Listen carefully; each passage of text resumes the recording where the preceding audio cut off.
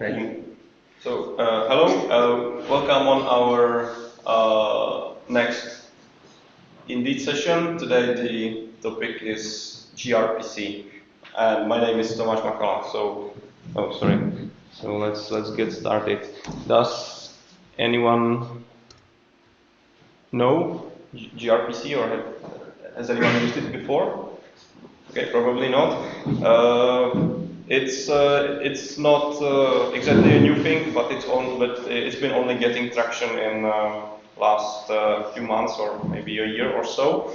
It's a high-performance RPC framework. So, in other words, technology that you would use to call systems within each other. And during this presentation, I will be comparing it mostly to REST, although it's not a direct competitor to REST because it's suitable for slightly specific use cases. You are all familiar with RESTful services, and so that way it will be easier for me to explain. So probably or not the biggest, but one of the differences is that with REST services, we are usually using JSON or XML, which both are human-readable formats, but not very efficient from like the technical perspective. So gRPC, on the other hand, uses technology by Google called protocol buffers, which is binary serialization format that I will explain later how it works. In general, it's not human readable, being a binary format, but much more efficient, both encoding and decoding, which is one of the reasons why gRPC is, in general, more performant than your regular REST service. Also, unlike REST, it's built on HTTP2, which is like it's a part of the specification and it's required. Yeah, there is no fallback to HTTP1. So if you're working in an environment where HTTP2 is not available, either because the end devices don't support it, or the network is configured in a way that it only allows HTTP1, then you can't use it. Yeah, there's no workaround for now. REST, on the other hand, may or may not use HTTP2, but even if it does not benefit from it much because it was something like added later. Yeah, but it wasn't designed in a way that it could actually use many of the features that HTTP2 offers.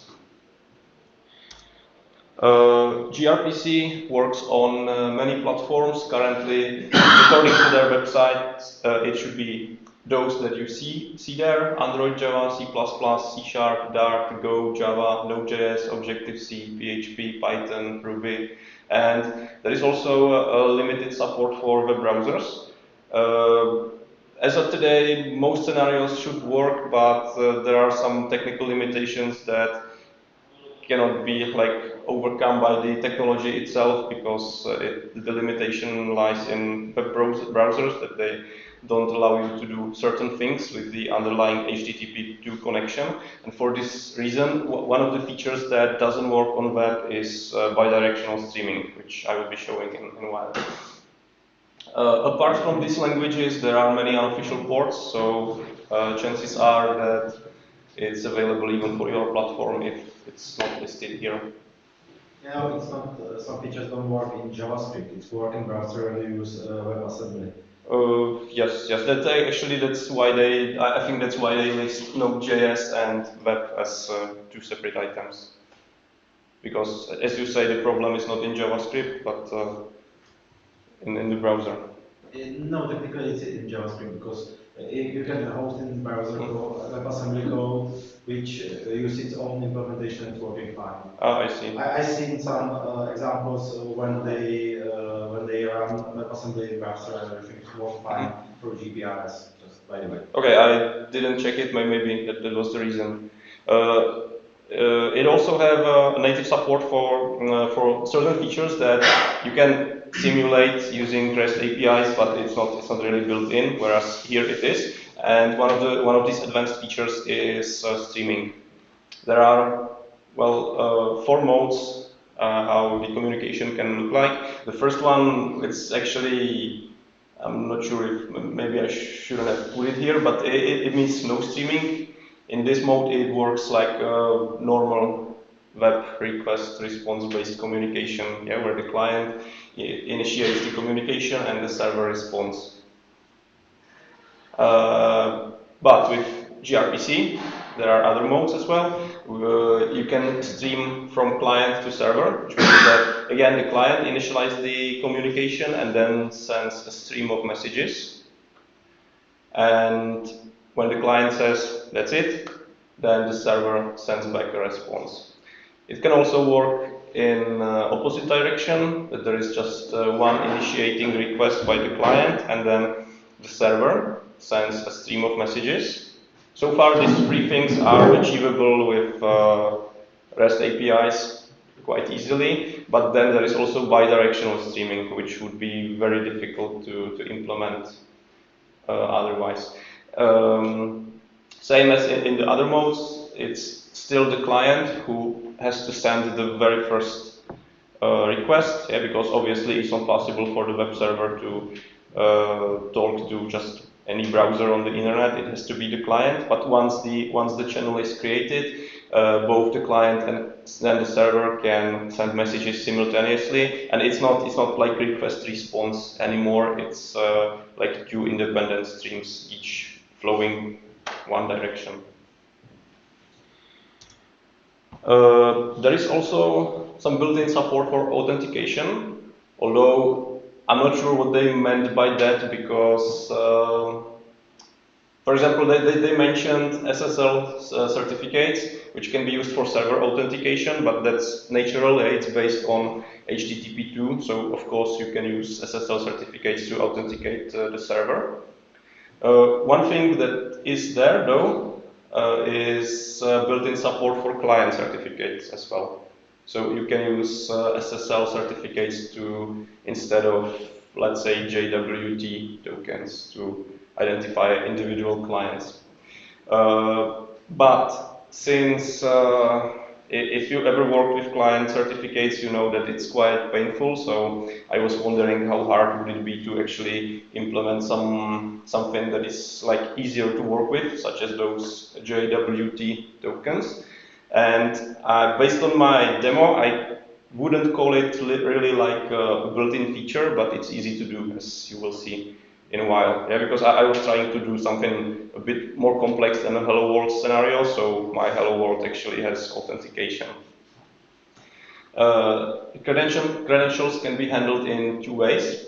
Either it's per channel. Channel is well, something that you create between the server and the client in order to exchange data, or you can have different credentials per each call within that single channel.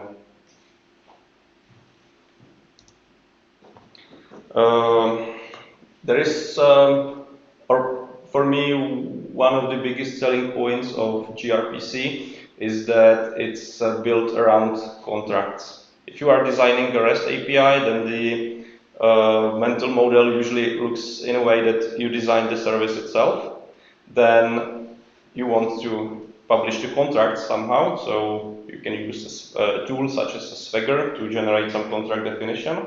And then on the other side, you need some, either you create the client manually using the Swagger definitions, or you use some tool that does it for you automatically.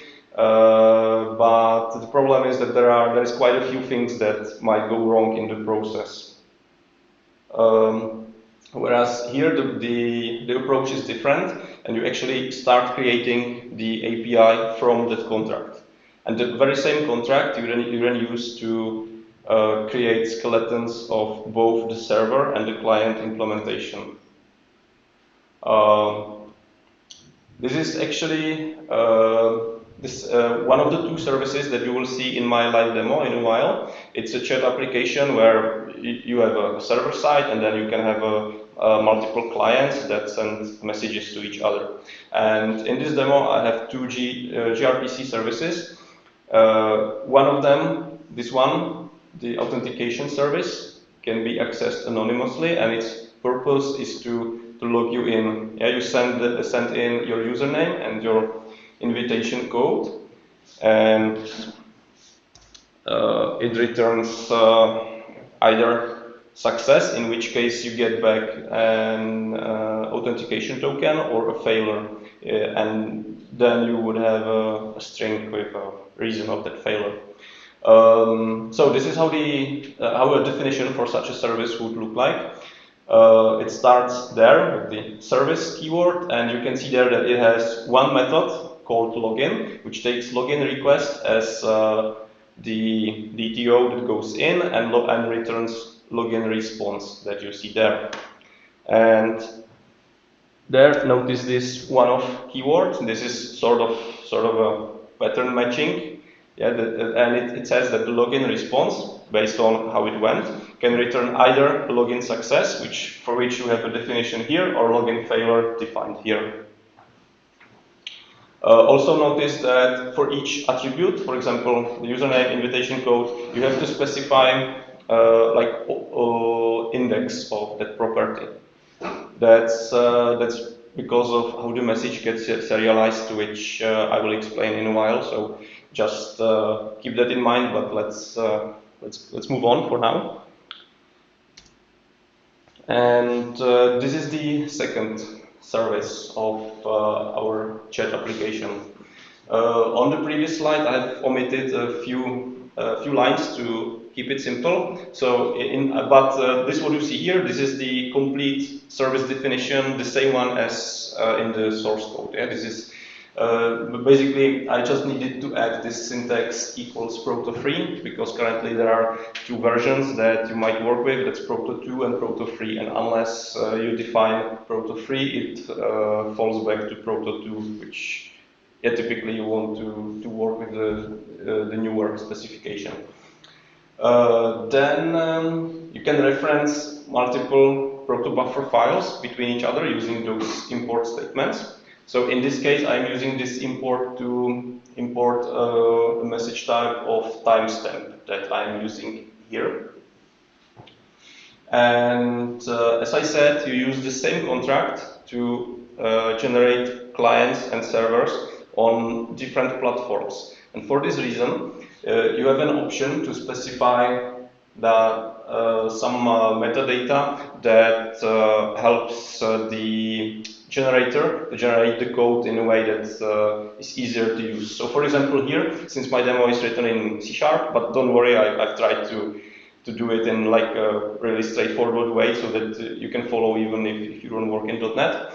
So here I'm telling the compiler that when it generates the client, I want it to be in gRPC chat.contracts namespace. I could put a similar option for, let's say, Java, PHP, and other languages in the very same file, so that I can still have just one file for any technology I choose to use for this implementation. So what do we have in this service? It's slightly more things here. For start, we have two messages. One is send message, which again takes message to send. Where is it? Message to send here, which contains just a string, basically what you type in the console, and it returns a send message, so that you can print it into your own console as well, which has a timestamp added by the server side, and you as a sender. Well, nothing interesting here, but look at the second one. That's actually a stream. It's called subscribe, and the idea is that once you log in, you subscribe to all incoming notifications. Also notice that subscribe request goes in, but it returns not just a notification, but a stream of notifications. Yeah, which means that you will be receiving some number of notifications, which again might be one of the three types. It might be either a sent message, if somebody sends a message in the chat room, or it can be a mention That's I added this feature that you can type a message and mention other user using this add character. Like if there is an Alice and Bob in the chat room, Alice can type like blah blah blah add Bob, and it mentions Bob. What does it mean? Even there, one of the events. It's if you use this pattern matching feature, you need to name the like the envelope for the messages. It does not need to be event. Yeah, I could name it like how I want it. One more time. What does it mean? Well, you have a message called notification, and within that message, you have one property called event. It can have any name you want. It doesn't matter. I just call it event. And then the event is one of those three types, depending on what has happened in the chat room. And repeated, what does it mean? Repeated is basically a list. Yeah? It means that because you can using this add character you can mention multiple users. So this is how you would define a list. Okay. Yeah. So there is one person who made the mentions, and then there is a list of possibly multiple users who have been mentioned. There is also support for enumerations, as you see. So if you are getting back a notification of type user event, which is defined here, then you have a username that the notification is about, and user event type, which can be that the user either joined or left the room. So now let's look at the live demo. As I said, it's in .NET, but I tried to keep it simple, so I hope it should be possible to understand. So I have a solution here with three projects. One is the client, the second one is server, and then I have contracts shared between the two. So now I have the two protocol buffer files with this .proto extension. And those are the very same that you've just seen here. So I would go them through again. Let's look at the client instead. So as I said, first since the chatting service is protected by a JWT token, our first task will be to get the token somehow. So, or maybe even better, let me just show it in action, and later I will explain the code. So this is the server side, and there we have a client. And now let me launch two more clients so that it's more interesting.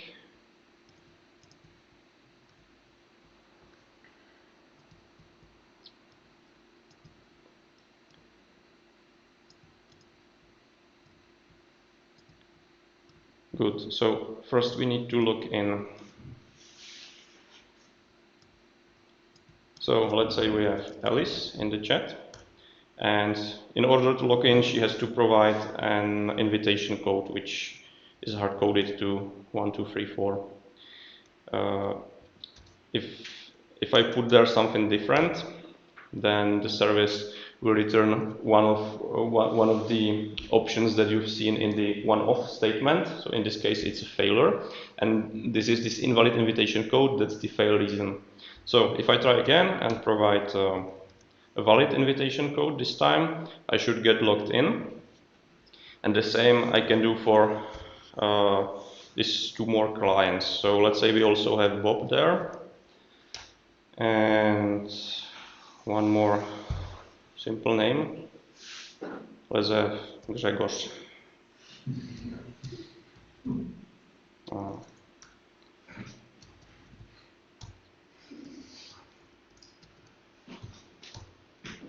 And now all three clients are subscribed to my notification stream. So now if Grzegorz sends a message, yeah, they should get it via that stream. He can also mention someone. using this add character. So Alice, up. And there I would get, this other people would get a notification that they have been mentioned. Yeah? So if it was like a real graphical application, it could shake the window or something. Here it just prints it in the console. And there is also some lifetime management. So when Grzegorz left, the other should know via another notification. So that's all for the demo. It's all it can do. Now let's look at the implementation. So as I said, it all starts by the contracts. And so, once you have this contract defined, you can use it almost automatically. This is the, let's start with the client. Yeah? I've split the logic into two parts: authentication strategy and chatting strategy. The authentication strategy, that was the part when I was entering username and invitation code. So let's look inside. And this, first we need to create the channel. Yeah, that's the thing that we use to exchange data between the client and the server. And if you don't need to provide any credentials, then it's really easy. And you create it. Oh, actually, that's it already. I think I thought that there is some more code behind it, but actually it's just that. Create anonymous. It's just this gRPC channel for address. Server address. And if for the other service, I will need to pass in a JWT token, which, as I said, I wouldn't call it a built-in support, but it's easy to do, and you can do it by adding an interceptor to all the calls. And here in the interceptor code, you just say that you want to add a metadata, which are basically HTTP headers, and this is how the HTTP header would look like. It would just say authorization bearer and the JWT token that you have received earlier.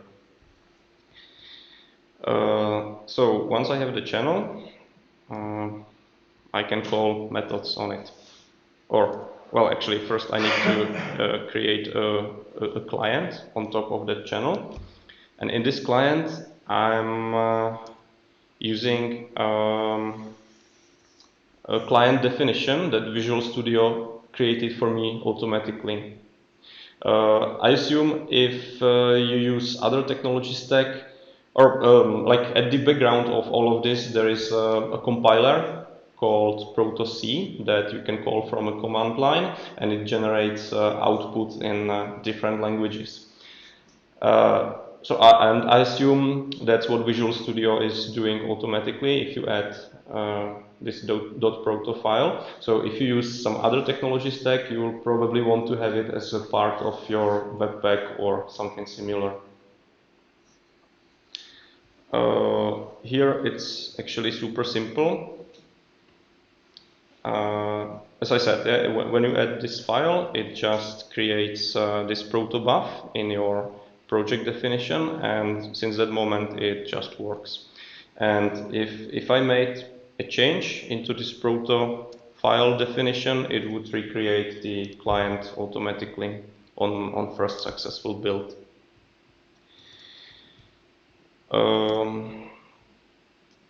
So this is my logging logic, and I know that we need to send in a login request, which has a username and an invitation code, which I read from a console. That's the thing that you have seen in the demo. And here I'm just calling this login async method, for which I get this response, and based on the response type, here you can see how can I check for the result of this one-off statement. So there is this result one-off case, and it's either a success or failure. So if it's success, I know that there will be this JWT token present. And if not, then at least I have a failure reason that I will print into the console. And that's where the authentication strategy ends. And from that point on, I have this chatting strategy, which again, it creates a channel, but this time it creates it using this JWT token. So it will include this HTTP header into requests. And here I create a client, but it's a different kind of client. It's chat service client, which is the one that is built upon this definition instead. And here we will subscribe for the incoming notifications. Yeah, I needed to do it in a separate thread because otherwise you couldn't listen for notifications and type new messages at the same time. So it's actually running on background here. So I just called subscribe and got back a subscription, which is my stream that I can hook on. And each time there is a new message, I can process it somehow, basically as you see here. Yeah, either it's a message sent notification or a mention notification or a user event notification. And in all three cases, I just print them in the console using my helper methods here. On the server side, it's also quite simple. I will skip the ASP.NET Core specifics because it might not be interesting for most of you. I will just show something that should look like, the concept should be similar in the clients for other technologies as well. So I will focus on that. So this is my authentication service, which was again pre-generated for me. I just needed to append basically this part, yeah, the actual logic. And again, if I modified the .proto definition, then this base class that I used to define the server would get regenerated automatically as well. So it would be easy to, let's say, add another method to it if I wanted. So anyway, here we are getting the login request. And what we are doing here is that we're just verifying the invitation code, and if it's the one that we expect, then we will create this login success response and set the JWT token there. If it's a login failure, then instead we will create this login failure message and just return it. Yeah, I imagine this would look very, very similar in any of these supported technologies. Chatroom service has one part that looks different, and that is this subscribe method. Yeah, you also have this send message, but that's still the same. Yeah, you just get a request, generate a response, and send it back. Nothing interesting here. But here in the subscribe, you can see how do you work with streams. Yeah, so here again, I can hook on the stream, and as long as the method runs, the channel should be open, and I should be able to send messages back to the client. Yeah, so I'm using this get consuming enumerable, which basically blocks my queue of notifications until there is a message available. And as long as I'm blocking here, the stream is kept open, and I can still append data to it using this response stream.writeAsync.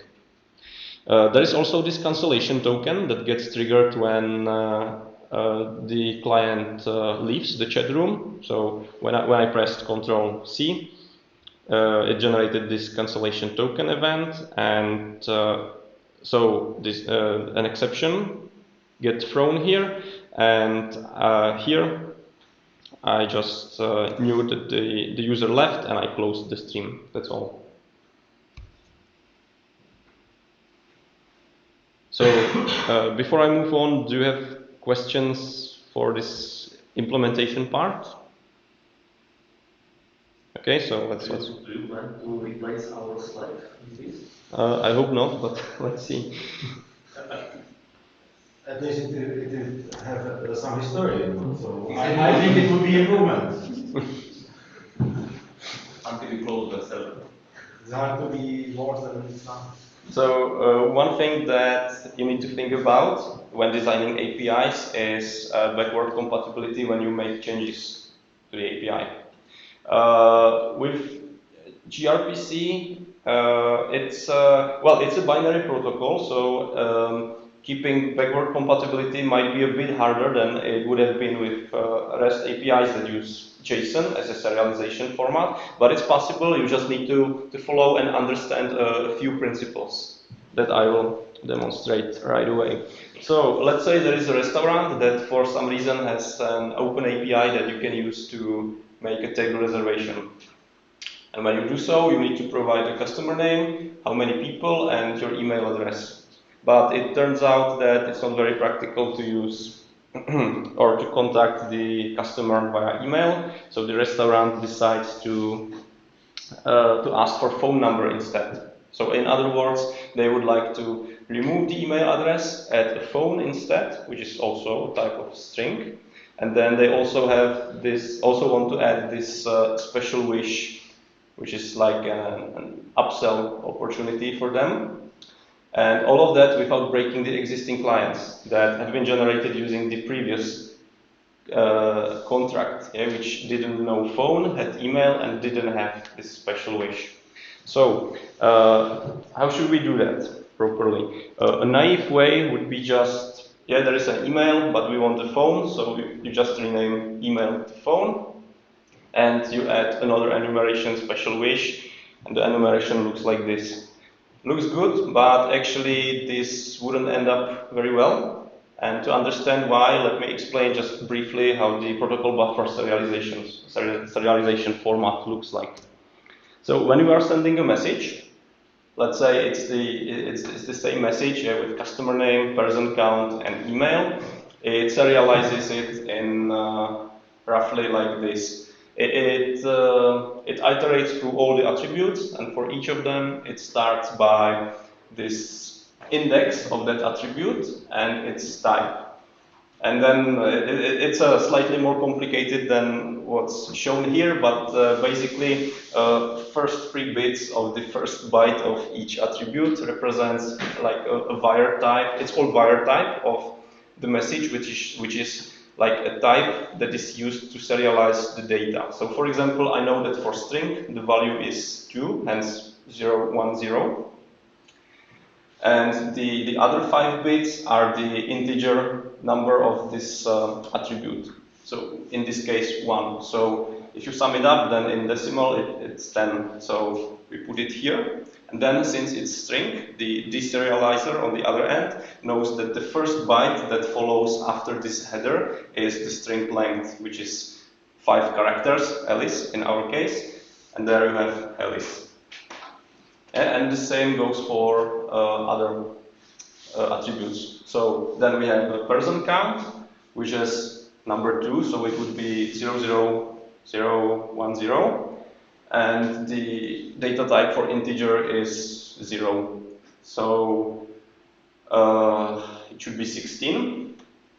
And then you have number 4 as the value. Also notice that although this is int 32, so you would expect 4 bytes to be there, it's actually just 1 byte.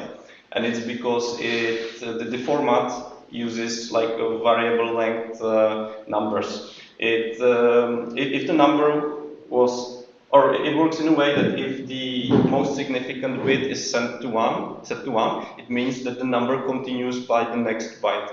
So for number 4, it's easy because it fits into 1 byte without utilizing the last one. If the number was bigger than 127, then it would need to do some binary magic to it to actually encode it. Well, and so on. Yeah, and then again you have email, which is number 3, so that would be 00011, and the type is 010, which is 26. a string of length 5, and then this is the a at b.c.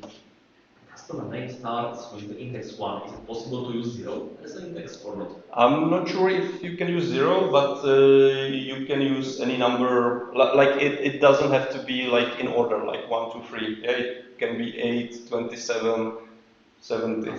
Biggest number is the 5-bit number. Actually, I'm not sure because maybe it can do this binary magic even to this these headers. Okay. So maybe it can be more. I'm not sure. So now with this knowledge, how should we fix the refactoring that we messed up earlier? So first of all, we now know that it's not enough to rename the email to phone because as you've seen, there is no identification of the property name on like in the data that gets transferred over the network. Yeah? It's just the index. So if you keep the index and just rename the field, then the old clients will still send the email addresses, thinking that that's the right thing. So what you need to do instead is to remove this line, this email equals free, and add a phone, but add a new index, which is 4 in this case.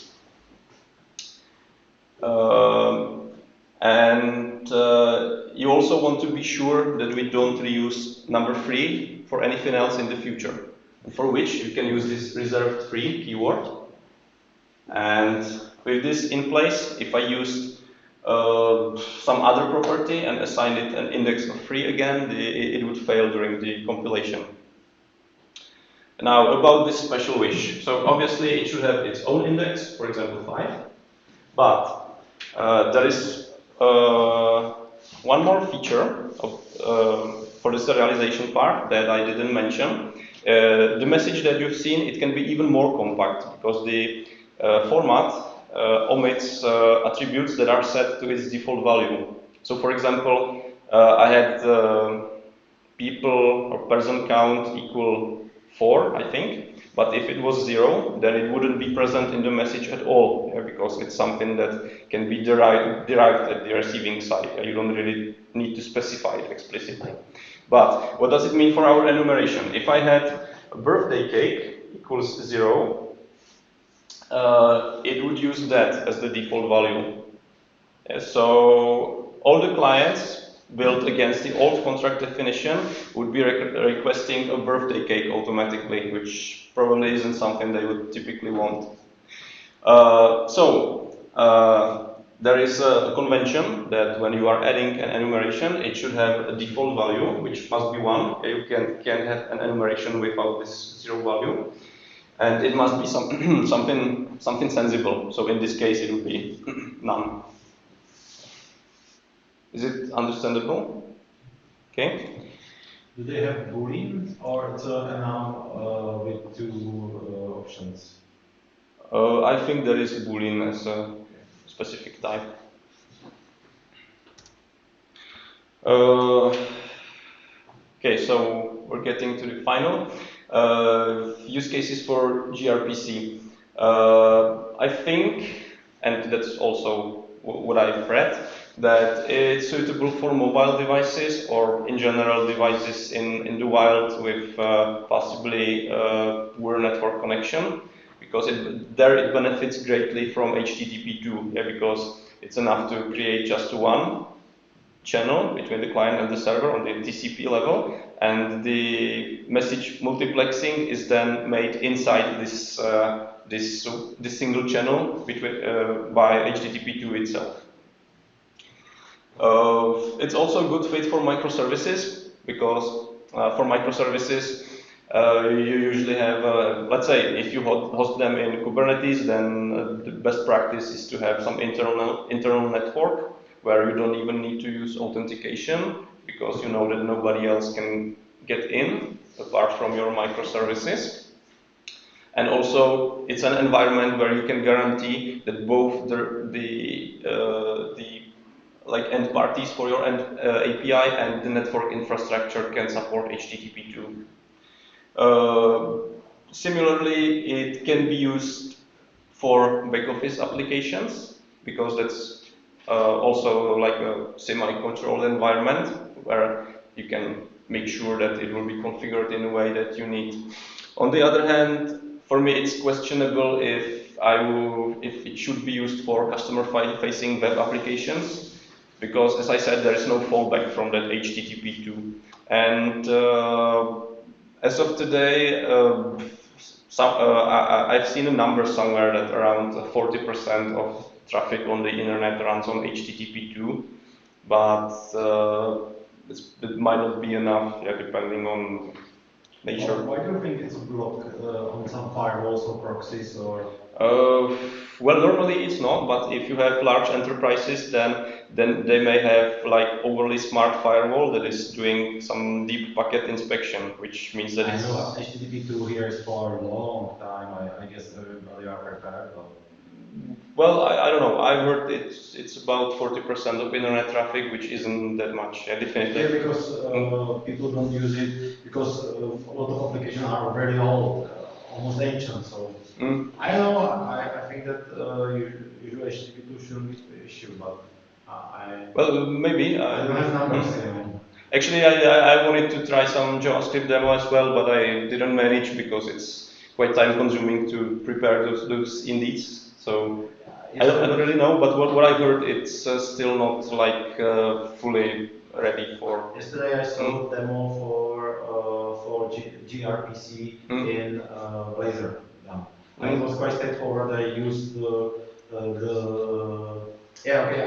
it wasn't based on you. I just saw it on interest and it was quite straightforward. Okay, well, maybe things have moved in meanwhile. So another questionable use case would be embedded devices. And although I said that it's a high performance RPC framework, that there is a lot of things that the device must be able to do, you know, like quite advanced encryption and other things to even support HTTP2. And for this reason, it's probably too much for microcontrollers. So it wouldn't be very suitable for that purpose. And also, it might not be very suitable for public APIs, but there the reason is different, and that it's arguably much harder to use than a simple REST API. So probably too much for many developers. So if you have just some simple public API where you don't even care for performance, then it will probably still make sense to continue using REST or something like that. So, and that's all. If you have any questions, then please ask, or here on, or maybe on Slack. What about HTTP3? It's some idea how to potentially move to HTTP3. I don't know. They only have HTTP2 now. You're too fast. Yeah, there are some proof. There are some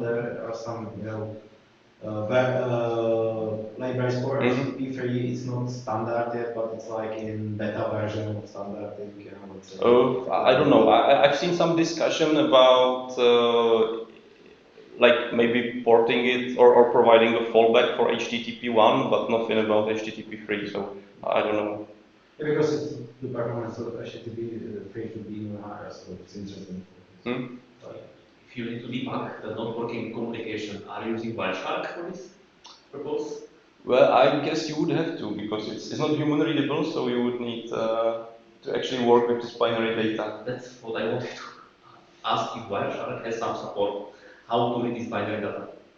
Well, basically, it mostly reads binary data, so... I mean, if it can read and visualize it. In the human well, probably not, because the data doesn't make sense without the contract. Maybe if you have the contract, then I can imagine there is a tool that can reconstruct them, but without it, it's just some binary nonsense. Okay, so